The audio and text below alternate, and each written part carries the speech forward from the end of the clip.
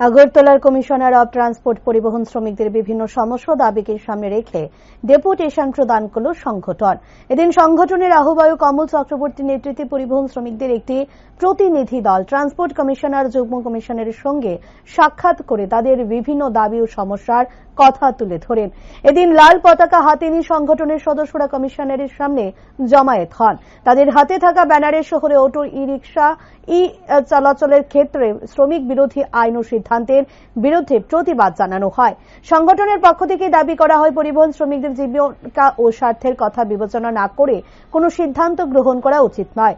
ডেপুটেশনে মূলত দুটি গুরুত্বপূর্ণ দাবি তুলে ধরা হয়। প্রথমত, শহরে অটো ই রিক্সা এবং চলাচল সংক্রান্ত শ্রমিকদের উপর প্রভাব ফেলতে পারে এমন শ্রমিক বিরোধী আইন বা সিদ্ধান্ত পুনর্বিবেচনা করতে হবে।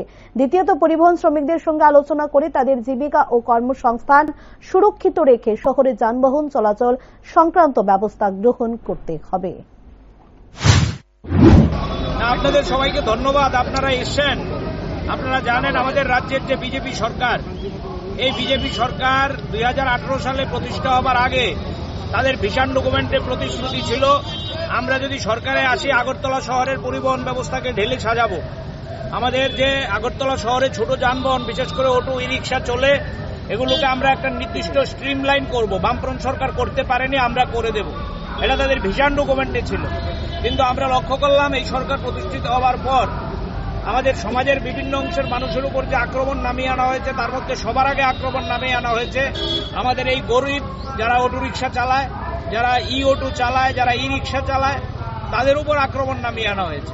কিভাবে?